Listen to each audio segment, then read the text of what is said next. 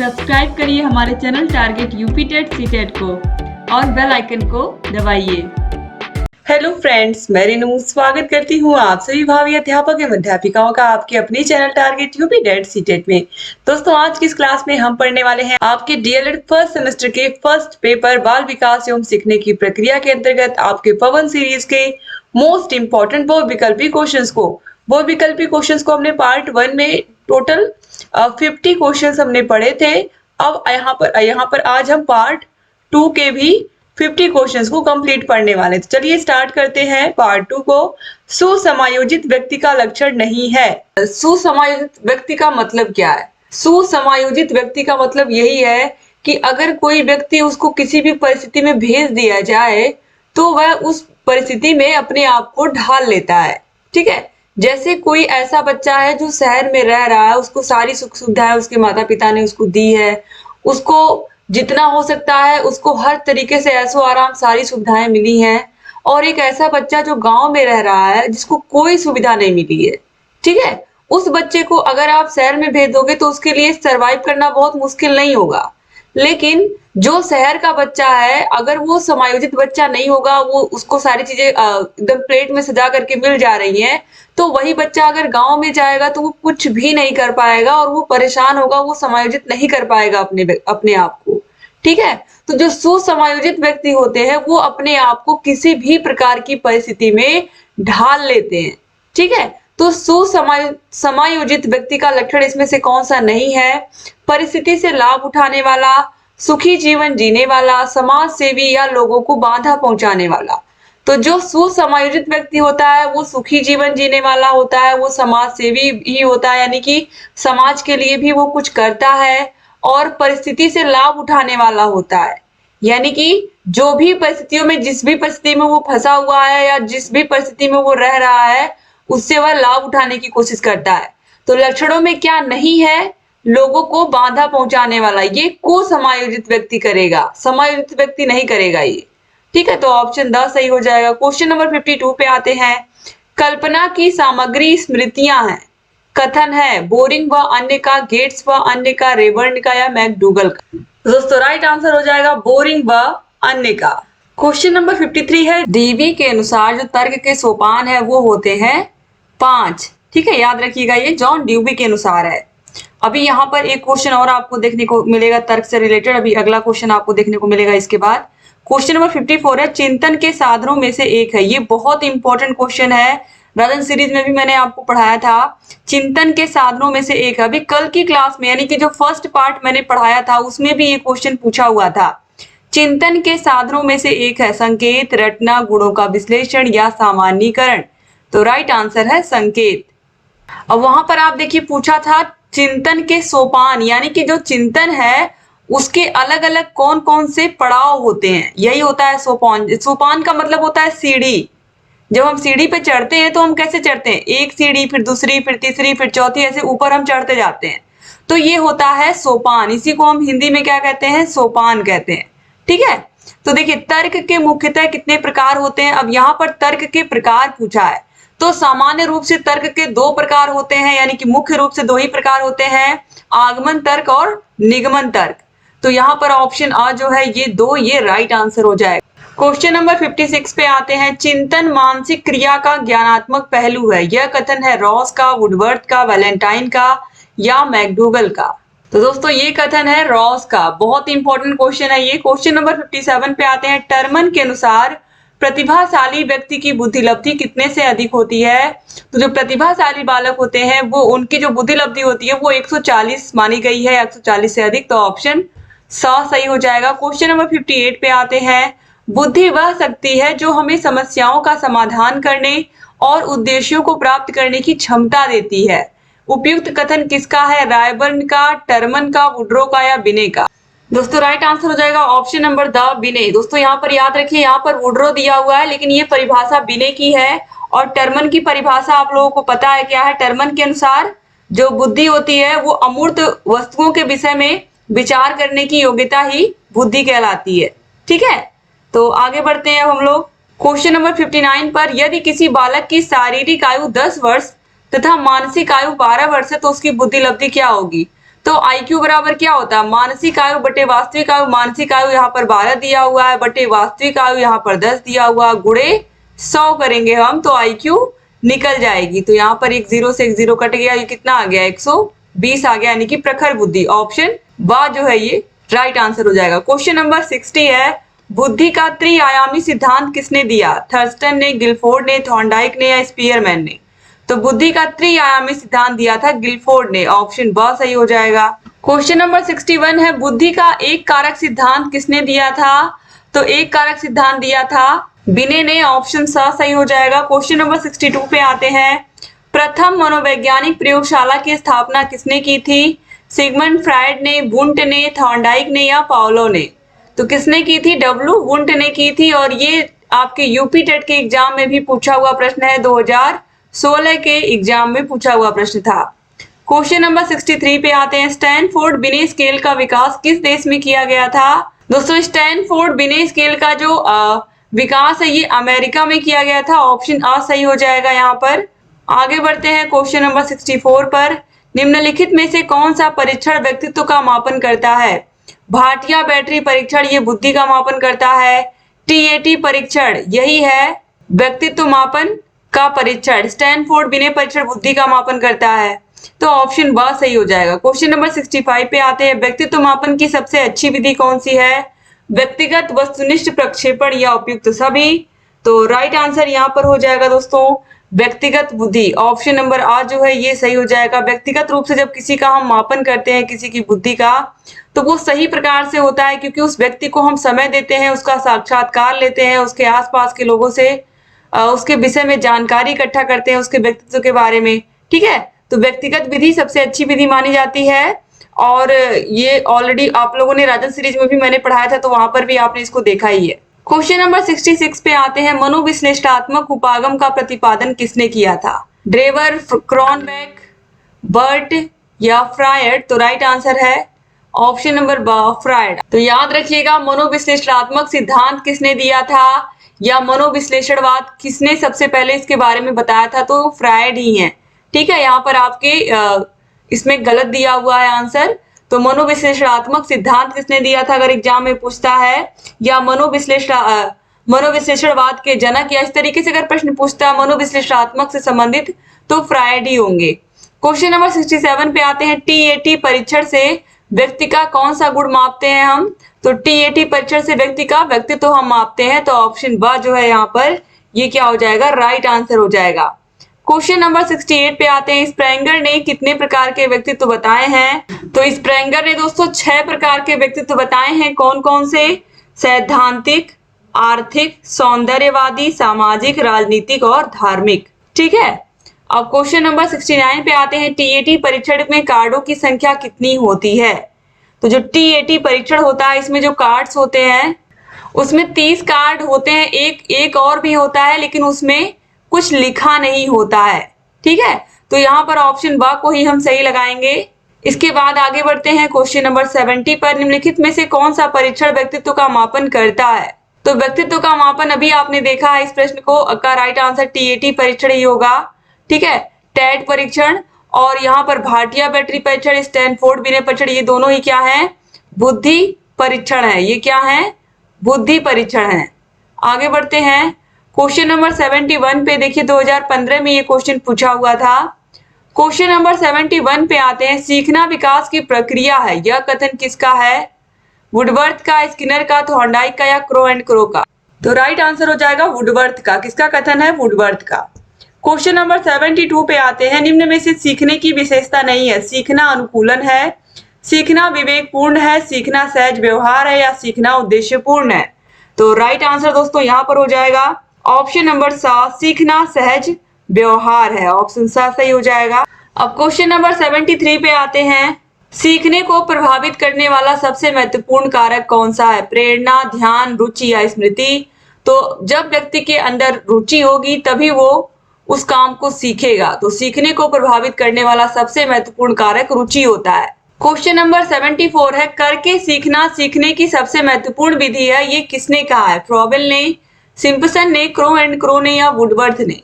तो right answer दोस्तों यहाँ पर है ऑप्शन नंबर बा सिंपसन। ये सिंपसन का कथन है, हम करके सीखते हैं। ठीक है, तो करके सीखना सीखने की महत्वपूर्ण विधि है।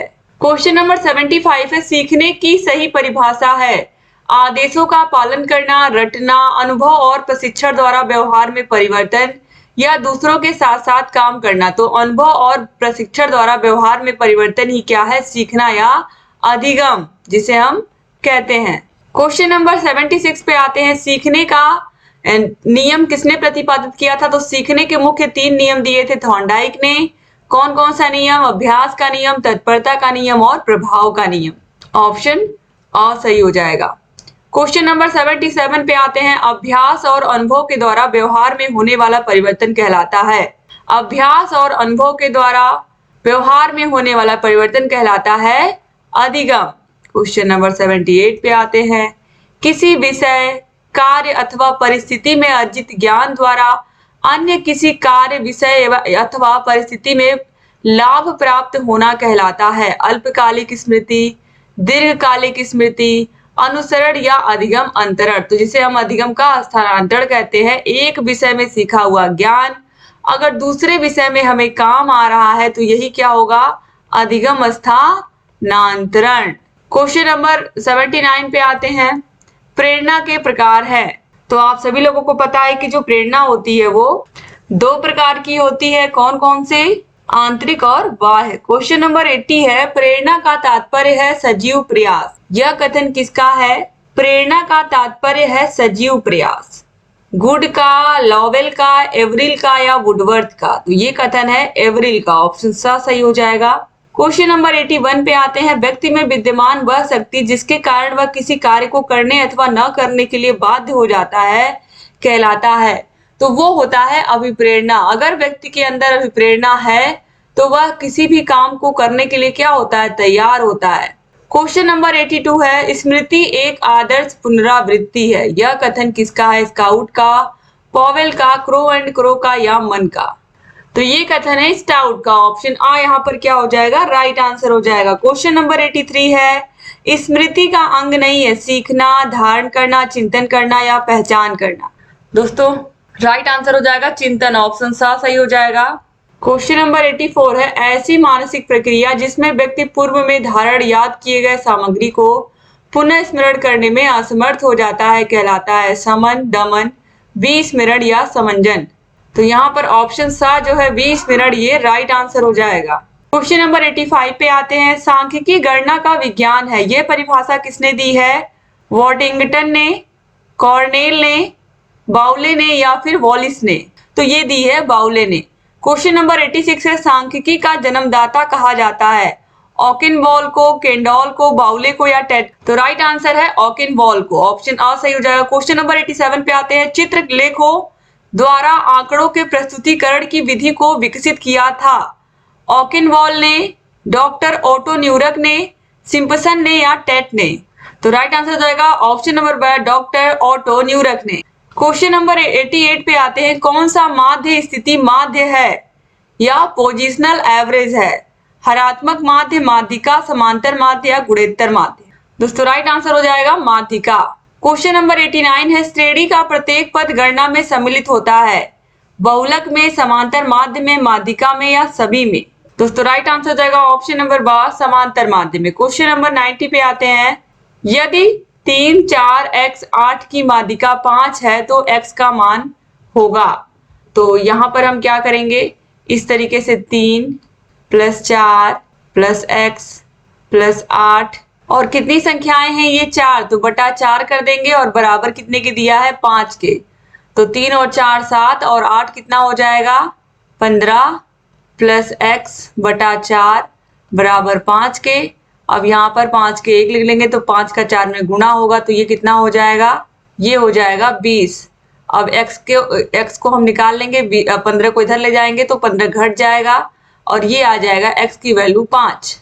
तो क्वेश्चन नंबर 90 है, 3, 4, x, 8 की माध्यिका 5 हो तो x का मान होगा। तो सबसे पहले यहाँ पर आप देखिए 4, 3, x, 8 ये 4 संख्याएं हैं, यानी कि n की वैल्यू जो है वो 4 है और यहाँ पर ये संख्याएं 4 हैं, यानी कि 4 संख्या क्या है, सम संख्या। और जब सम संख्या का माध्यिका निकालते हैं तो इसका जो सूत्र होता है माध्यिका का, माध्यिका बराबर होता है n/2वां पद प्लस n/2 प्लस 1वां पद, ये इकट्ठे रहेगा दोस्तों, और यहाँ पर बटे 2 के रहेगा। तो ध्यान से देखिए, n/2 यानी कि यहाँ पर कितना है, ये 1 2 3 4 पद है, तो 4/2 प्लस n/2 प्लस 1वां पद। तो फिर यहाँ पर n की जगह पर हम 4 रखेंगे तो 4 बटे यहाँ पर वहां पद लिख देंगे हम। तो फिर ये 2 प्लस 1 और बटे के 2 है पूरे, ठीक है। तो यहाँ पर आप देखिए ध्यान से, तो यहाँ पर 4/2 को जो हम काटेंगे तो यहाँ पर 2वां पद, तो 2वां पद यहाँ पर देखिए क्या है, 4 है। तो यहाँ पर हम 4 रख लेंगे और प्लस 4/2 प्लस 1वां, तो यहाँ से 2 को काटेंगे तो 2 प्लस 1 यानी कि 2 प्लस 1 3वां पद। तो ये 3वां पद यहाँ पर हम लेंगे, तो 3वां पद यहाँ पर आप ध्यान से देखिए 1 2 3, 3वें की जगह पे क्या है, x है, ठीक है। तो यहाँ पर हम क्या रखेंगे, x रखेंगे। तो यहाँ पर x हो गया और बटे यहाँ पर 2 है, आप देख ही रहे हो, और माध्यिका बराबर दिया भी है, कितना है, 5। यहाँ पर आप देखिए माध्यिका की वैल्यू 5 दी है, तो यहाँ पर 2 को हम 5 के पास भेज देंगे, तो 4 प्लस x बराबर 5 गुणे 2 यानी कि 10, और x की वैल्यू क्या आ जाएगी, 10 माइनस 4 इधर जाएगा तो माइनस में 4 घट जाएगा, कितना हो जाएगा, 6। तो x की वैल्यू आ जाएगी 6 और यही हो जाएगी माध्यिका। तो फॉर्मूला अगर आपको याद है तो कोई भी प्रश्न आसानी से आप लगा पाएंगे। क्वेश्चन नंबर 91 पे आते हैं, समांतर माध्य की गणना के लिए वर्गांतर होने चाहिए, समान, समावेशी, असमान या उपयुक्त सभी संभव। तो राइट आंसर यहाँ पर दोस्तों हो जाएगा ऑप्शन नंबर द, उपयुक्त सभी संभव है, ठीक है। अगर समान नहीं भी है वर्गांतर तो भी हम समांतर माध्य निकाल सकते हैं। क्वेश्चन नंबर 92 है, यदि समांतर माध्य और बहुलक क्रमशः 35.4 और 32.1 है तब माध्यिका क्या होगी। दोस्तों राइट आंसर हो जाएगा यहाँ पर ऑप्शन नंबर द, 34.3।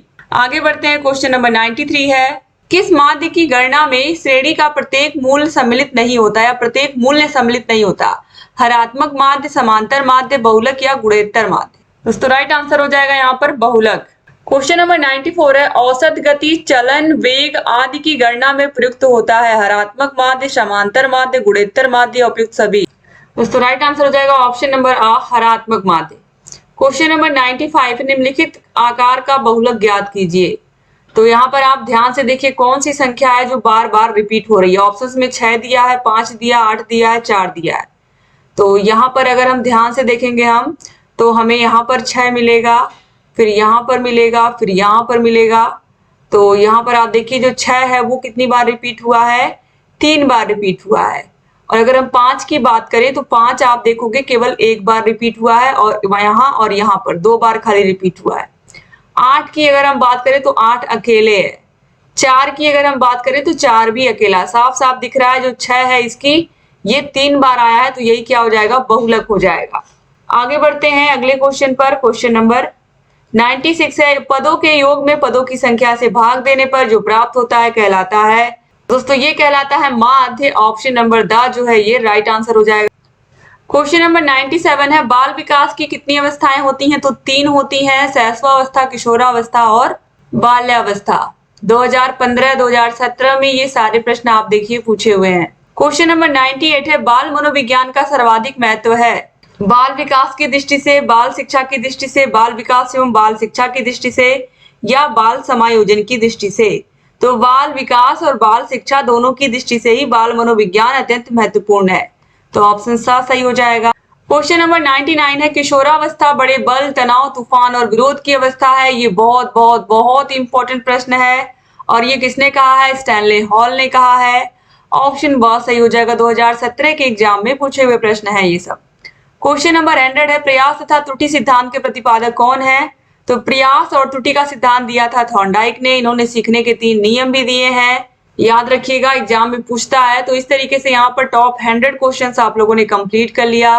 वीडियो अच्छा लगा हो तो लाइक करिएगा दोस्तों, और अगर अभी तक आपने हमारे channel target UP TET CTET को सब्सक्राइब नहीं किया है तो प्लीज सब्सक्राइब कर दीजिए। अगर आपको फर्स्ट सेमेस्टर के सारे विषयों की क्लासेस, सारे विषयों की मास्टर क्लासेस, सारे विषयों की वीडियोस, सारे विषयों के राजन सीरीज, पवन सीरीज की ये वीडियोस तो आपको देंगे ही हम, प्लस आपको ये पूरा पीडीएफ दे देंगे आपको राजन सीरीज, पवन सीरीज का। तो अलग से आपको इसको बाजार से भी खरीदने की जरूरत नहीं पड़ेगी। तो ये सब आपको मिलेगा हमारे ऐप अस्तित्व एकेडमी ऐप पर। ऐप की link description box comment box में मिल जाएगी। यहाँ पर कॉन्टेक्ट नंबर है हमारा, इस पर कांटेक्ट करके फोन करके आप सारी जानकारी हमसे ले सकते हैं। किसी प्रकार की भी कोई भी दिक्कत है तो आप इस पर फोन करके सारी जानकारी हमसे ले सकते हैं। तो प्लीज आप वीडियो को शेयर करिएगा अपने कॉलेज फ्रेंड्स को भी, और चैनल से बने रहिए। सारे विषयों के राजन सीरीज, पवन सीरीज के बहुविकल्पीय अति लघु उत्तरीय सारे क्वेश्चंस को मैं कराती हूँ। तो सारे विषयों के वीडियोस के लिंक डिस्क्रिप्शन बॉक्स और कमेंट बॉक्स में मिल जाएगी आपको। जय हिंद।